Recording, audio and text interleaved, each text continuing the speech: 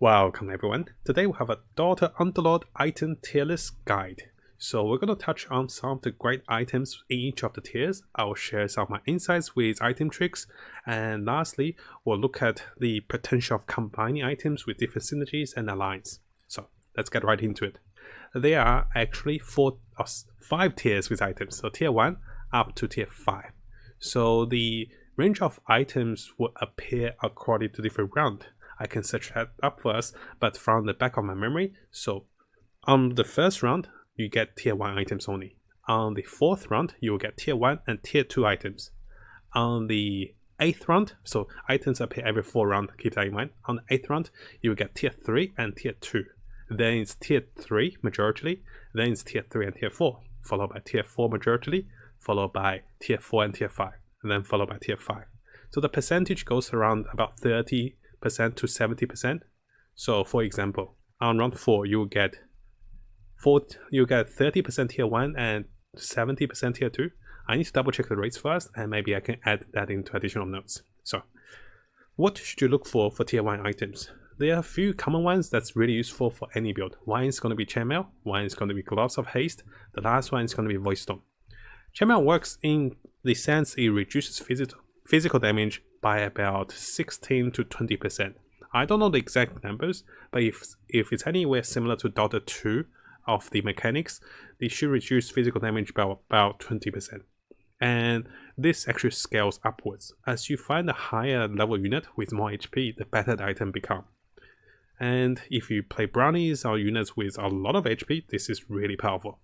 So Chainmail is used for almost any build. Followed by that, Gloves of Haste is the offensive item that increases the attack speed based on your current attack speed. It's 25%. It doesn't say percentage. I'll show you guys an example for heroes. One of the best example is Bounty Hunter. He has the attack speed is looking at 1 attack speed. So the 25% gives him 0.25 attack. So basically he's attacking 1/4 faster. But if you compare that to someone who doesn't attack very fast, like Lich with 25% increased attack speed is not very high because the base attack speed is starting with 0.67. So what are the best units you can put on gloves? So one of them is Wood Ranger with a base attack of 1.11. Second to that, you can go for something like Marana, which is very high in attack speed. Actually, she used to be higher, she's actually 1 here. So any unit that's above 0.85 is a great candidate for the attack speed. Oh, let's come back here. Lastly, I recommend Void Storm for a few reasons. Even in a team of hunters, there can be a unit that can use Void Storm. For example, Terrorblade if he's not getting enough mana, or you can give on the Death Prophet, who is like a caster physical damage dealer. Death Prophet actually does physical damage, and she can't get mana fast enough. On mages it's great. On other builds, you can give it on the spellcasters that want to stun enemies or want to cast fast enough. Someone like Alchemist can be really useful on it as well. So Void Storm is always a utility item. So there's your defensive, offensive, and utility item. Everything else to highlight, the tier 1s, just make sure if you get a Hood of Defiance, if you get a Vitality booster, make sure the unit that holds item is in the middle. So have 2 units next to him, because you will buff 3 units at a time. And if you go for the rogues, always go for something with evasion. They do stack linearly. Coming to tier 2. There's a small trick with tier 2 items. If you guys haven't noticed, at round 4, if you actually press the reroll, you have a great chance of getting a lot of tier 1 items over tier 2. So what I do on round 4 is, if I see acceptable tier 2 items, I take it. I don't reroll for something better. Because very likely I'm sharing a pool of tier 1 and tier 2 items during round 4. So this is only after round 4 with the game. At that time, if you see an okay tier 2 item, like if Blink is okay or if Dragonlance is okay, I just take it. Or if I get a Heaven's Halberd, I will take it. I won't try to roll for the best tier 2s, the Barricade for Hunters or Vanguard for, tank units. Because I know if I rolled, likely I'll be back into tier 1. And between tier 1 and tier 2, it's better to take acceptable tier 2 items.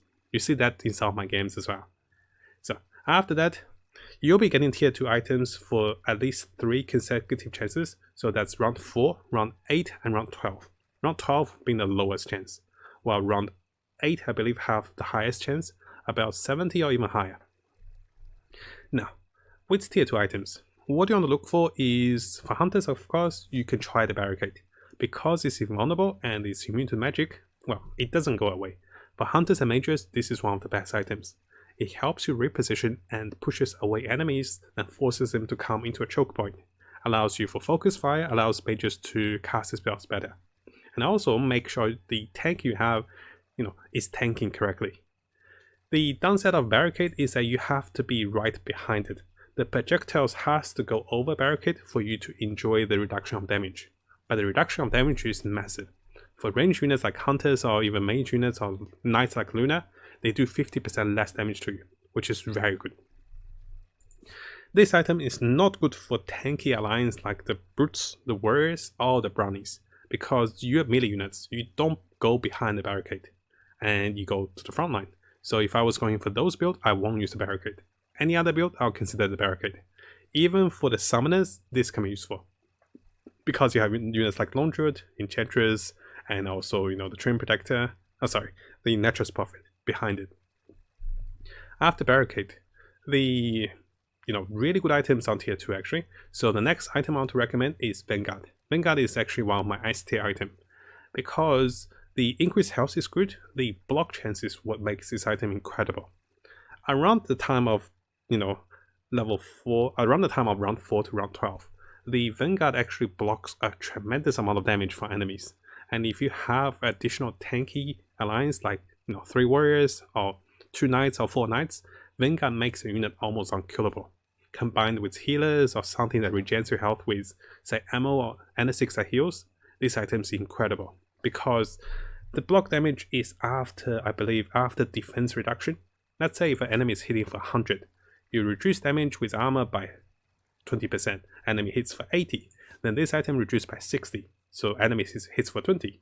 And if you have any form of healing, you almost take no damage. So I recommend this item as good as the Chainmail, but even better. And ideally, a unit with high armor and high HP is really good for it.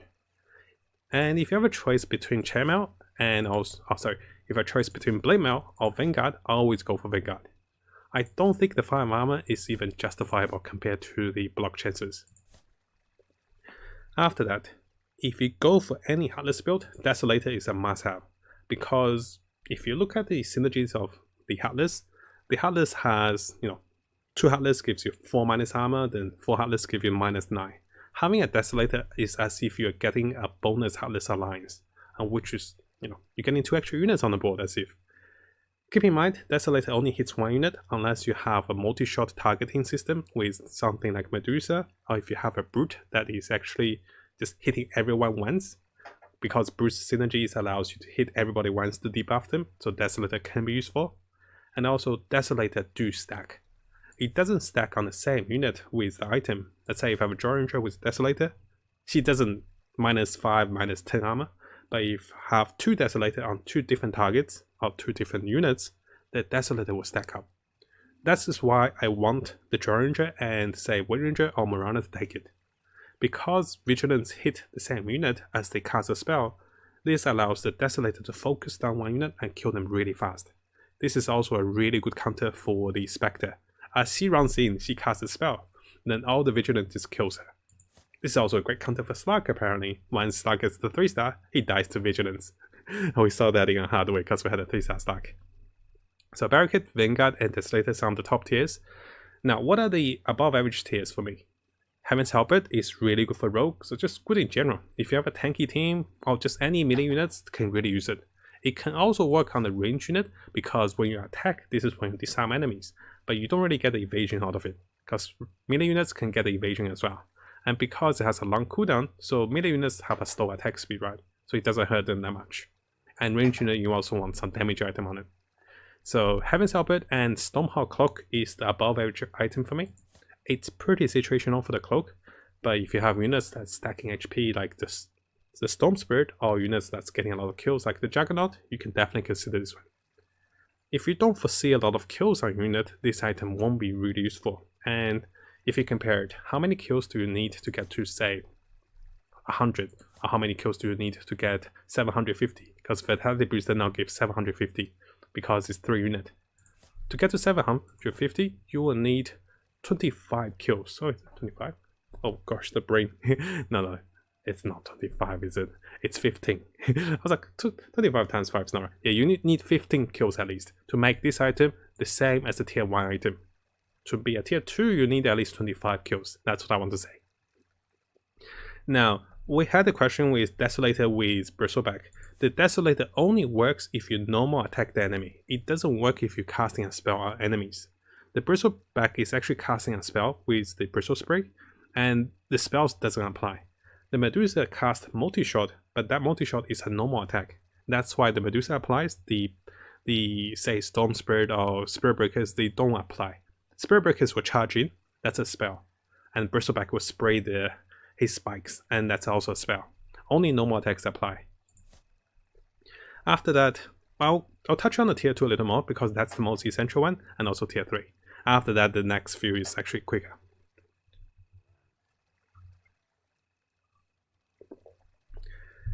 What are the other acceptable ones? The mages definitely want mana gain, so arcane boosts are not bad for the mage. Other than that, I think healers can use the mana boosts or the arcane boosts, but not a lot. The pike is okay. It's not a bias item because usually for 3-star units, you want the attack speed over attack damage. They do gain a lot of attack damage, and the pike doesn't go beyond 120. It becomes a tier 3 item pretty much if you get 120, but it stays there. So arcane boots and pike are situational, so is the crawling blade. Only when you play against summon units, so it's kind of very situational. I don't usually go for crawling blade, it's below average for me. Dragonlance have the same problem. It's great for a tier 2 item, but it falls off after you get tier 3s. Only time Dragonlance works is when you play 3-star Marana and you go for 6 Atlas, which is kinda awkward. We'll show a build of that as well. And when is Amulet useful? Amulet is a very early game item. The 10 armor and 120 attack is great when you have less units fighting, but what you find is when there's a lot of more units, your units will be dying so fast with this item, it's actually not worth it. Because 80 HP per second is actually a lot. And people tend to use this on Lifestealer, but it's not good. Don't use that on Lifestealer. Lifestealer want attack speed. Armor is good, but only for the first 15 rounds. After that, this one falls off. Blade Mail is my anchor point. Blade Mail is the okay acceptable item for tier 2, but it's below average. Because in comparison, if you have a unit with 2000 HP, you're doing 400 damage to the enemy, you're reducing damage with 5 armor. That's very similar to Chainmail, which actually have 7 armor, so Blade Mail is like so-so. Lastly, what does a Paladin Sword do? Paladin Sword is actually great for a few things. Great for the Fallens because you'll be healing with Fallens, great for 4 healers, and also great for Underlords that heals with N6, Doom, and also Ammo. But it's not a great offensive item, because the 25 attack is too low. So this one is also average and situational. If you have the team for it, use it. If you don't, just go for anything else. I left Blink Dagger to last and Target Buddy because Target Buddy is just useful in general. You can have in the front to tank or have in the backline to defend against backline assassins. The Blink Dagger is the reverse. One unit will be going in with a lot of mana, but if that unit doesn't cast a crucial spell, it will die very fast. So what you want to do is, it's either a Tidehunter or someone that wants to get into the backline fast and want to get the spells off, maybe a Storm Spirit that blinks in that comes back out, or if you can use this one for the team. I tend to use Blink Dagger for the assassins because I don't want assassins to jump in and get focused. I wanted someone that is tanky like a Tidehunter to jump in, get focused, stun enemy, and then the assassins can do damage. So you want to consider what team works with this item. People used to use this item on Terrorblade. I don't recommend it on him because he goes in and he dies, right? Just something small bonus on the side is that Desolator plus Ember Spirit, whatever level Ember Spirit it is, Ember Spirit hits everyone will be debuffed with -5 armor. And this is a great way to use assassins in the start of the game.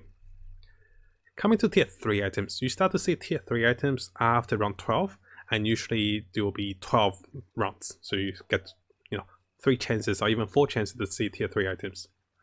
What are the good items? Well, for the Alliance items, you really want to use them because you have Alliance coming. You're playing Hunters, you go for Hunters. Similar for the Swordsmen and similar for Demons.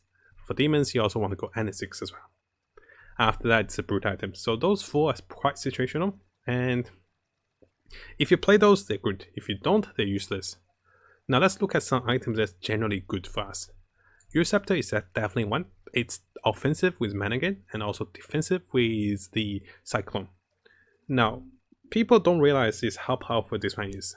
You see a Spectre dagger in, and she will hit everyone with her dagger, which doesn't do much damage. The dagger is more for pathing. If you have a unit in the backline that had a Usurper, you'll Cyclone the Spectre, and she will lose a critical 2.5 seconds of her life. And she will not have the hyper boost attack speed or the demon damage to kill anyone after.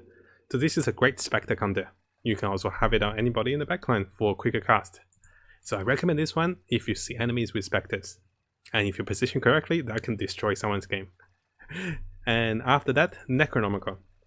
Necronomicon is nice on a hero in the backline or that casts frequently. If it's a hero in the front line, the hero tends to die too fast before you can make use of this. Some of the best combination with Necronomicon is actually Dazzle with Necronomicon. He usually survives for a long time, he heals, and he protects the summon units. If he's a 3-star, he keeps them alive for 5 more seconds, and the mini bash is what you want. The damage is okay, but the bash is really good. It's also great on the Savage team because it has summon units. Because they get buffed by summons, they get buffed by savages, and in return, each time they attack, they get 8 plus 20% or 40% more damage. And there's some, common ones, Mass of Madness on the Draw Ranger, Slug, Mass of Madness on the units that doesn't have a casting spell. I still like Mass of Madness on the Lifestealer and Luna, but those two can use a Moonshot now. So Moonshot is actually the better item for them. And then the high tier S tier item for us is going to be Silver Edge. Silver Edge is incredibly strong. People don't realize how good it is. So 3 things. HP boost, attack speed boost, and also the break. The break is what makes it super strong. Because the break removes whatever item the enemy has. It also removes the passive. If it's a Draw Ranger, she will lose her passive. If it's a Slug, Slug will lose the passive. Similar for someone like Lifestealer. But the break is what you want to see. The break removes the item effect for 5 seconds. It completely nullifies something like the Refresher, something like the Scythe, something like, Heart. And I've noticed the break actually nullifies things like the Cracky Code and also a Vanguard, even Chainmail. Because those items would just not activate. I think the break just override all items on that unit if you hit them. So it's a really powerful item. If you're going for situational, if enemies are a lot more physical, you go for the Cracky Code. If enemies more magical, go for Pipe.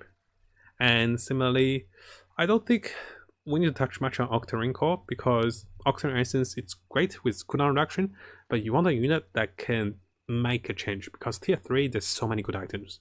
If you're rolling, always go for Silver Edge, Usurper, and I wouldn't say always go for Necronomicon, but the Silver Edge and Usurper never goes wrong usually in a build. Wither Shackle is okay, Mango is okay, Basher is okay. Those are more situational and they're kind of the, oh, I don't get anything great, but I also don't need the Alliance item, so I just take one of those. Yes, we have Battle Free as the last item for tier 3, and Battle Free is another situation item. It attacks around the unit that has the Battle Free, it doesn't attack around the target, so you can't get like a chain effect. It's really good on units with a burst potential. Ember Spirit, Phantom Assassin are some of the best holders for Battle Free. You can also give to a demon unit like Spectre. Terrorblade is not good though. You can give it to a Doom, or sometimes even, what's another good demon? These are any great demons after that. So something with a high burst potential. And you can give it to a Sven for double cleave. But in reality, the best holders for Battle Free has to be Phantom Assassin and Ember Spirit. Both has to be 3-star to make the best effect of this item. The item's cleave radius, sometimes you see a lot more damage, sometimes you don't see that much. It's the moment of contact between the units and yourself, and how much base damage you have, and if you're critical hitting with assassins. That's the best item for those. And of course, 3-star. Ember Spirit and Battle Free means half the board is cleared. Now, tier 4. Things get much easier and straightforward. Is the enemy stunning you a lot? Is the enemy slowing you a lot? Do you have problem of getting chickened, or do you have problem getting cycloned? Well, BKB could be answer. Do you have a 3-star? Do you have like someone like Terrorblade? Do you want someone with good evasion like Rogues? Then Butterfly is great for you. Are you playing mages? Are you playing Meepo? This is the main item for Meepo. But usually mages use Dagon. And are you having a 3-star Crystal Maiden? because Crystal Maiden can use the Dagon. So as we said earlier, there's a lot of situational items. I'll highlight a few ones. There isn't that many. Cadence can be on Medusa, Cadence can be on high attack speed unit, and the 9% max target HP is really good, especially on the Hunters. Cadence is like a super boost of Void Alliance. It's great against the Knights, Warriors, and also Brownies of course, because those units tends to be very tanky. Skadi is great. If you have a Poison team, a Medusa team, Hunter team, any team that can slow enemies with Skadi means the front line won't be moving for a long time. And that with a minus attack speed is really good. The downside is there's so many other options for the item choices. I don't usually go for Diffusal because I feel that the mana burn is too low. And the damage done by Equip Hero General 0 mana is only useful if you're playing against a mage with Medusa, and she's using this against a mage. This is very situational. Maelstrom is great. If you have a unit with attack speed and a lot more attack speed with Hunters or maybe Spectre, you can consider this item. The downside is you have to survive long enough to make it useful. One of the best items for Wind Ranger actually. Mech. Mechanism is a really good counter against AoE teams, whether it's a mage, brownies, spirits, or someone that does a lot of AoE against you. And if your units are only 2 stars or 1 stars that's vulnerable to AoE, this item is your item. And I usually find this item to be the best mage counter, because the 750 is across 3 cells, and usually I put down a unit that can survive and gets to 50% before dying. The downside of a mech is that if your unit is silenced, stunned, or broken by the Silver Edge, it will not trigger. So they need to survive long enough for this. Monkey Kimba, really good for the 90 attack damage, but if you guys remember that, if you went for a spike, the Stoneheart Pike, by now you probably have 90 damage with a pike. So the only difference between a pike and Monkey Kimba most of the time, it's the attack cannot miss. And if you're not facing rogues, this is not that strong. So I find this is like a below average tier 4, but I still see a lot of people picking it up. If it adds another line saying it has magical damage, like bonus 100 or 200, like the real Monkey Kimba, that'd be good. So just for me, the attack damage is not enough, because you're in comparison with 3 of the best items in the game. So firstly, we have Moonshot. 80 attack speed means 80% attack speed increase of the base attack speed. If you're hitting for 1 attack a second, now you hit for almost 2 attack a second. And units like Slug, units like Luna, units like Morana, Medusa, Troll Warlord loves this item. Followed by that, Refresher. You gain 50 mana when you refresh, and also your cooldowns goes out of CD. Downside of Refresher is it doesn't refresh units passives like the Luna 3-star, the Lich 3-star, the Chan Forest, or the Luna Bing, but the Refresher is very powerful. You might have seen the 3-star or 2-star Tide, you might have seen units that cast twice that changes the game. Refresher is great with units that stuns. 2-star Conquer, 2-star Tide, even 2-star Spur Breaker is really good with this. Other times, do you have a problem with a 3-star Slug? Why not give Refresher to a 2-star Doom? If he gets lucky, the Slug is gone. And the duration of the Doom is so long, the Refresher is really good on him. The only downside with Refresher Doom is that he's a demon, so he can't cast right away. And he might die before that. But Refresher is one of the best items in the game. Do you want 2 bears or maybe a lot of wolves? And then Refresher is your item too. So Refresher is very good for most teams.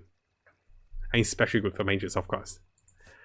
Lastly, Self of Rise is one of the best mining item and best defensive and offensive item.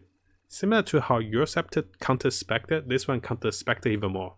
Because that one takes you in the air, no one can hit you. This one keeps you down on the ground, you're a pig, and everyone can hit you. So Self of Rise is one of the best items for the backlines, and one of the best counters to Spectre without a BKB. Other than that, if you have enemies with Medusa, Lunas that hits everyone, well, have your Self of Rise. They hit you once, they become a chicken, then they lose 3.5 seconds. Keep in mind, a 3-star Crystal Maiden will reduce the cooldown of this item by 3 seconds. So this item's cooldown will become 12 seconds with Crystal Maiden. Even better, right, for mages. Now I have the last tier, which is tier 5. This one comes much later. I believe this one comes after round 24. And correct me if I'm wrong here, guys. And there isn't a lot of the items. So what's good and what's usually always good? Vladimir is good because of the armor. Followed by the armor, the damage and lifesteal is okay. I just want Vladimir for the armor. By the time I have Vladimir, I have at least 9 or 8 units on the board.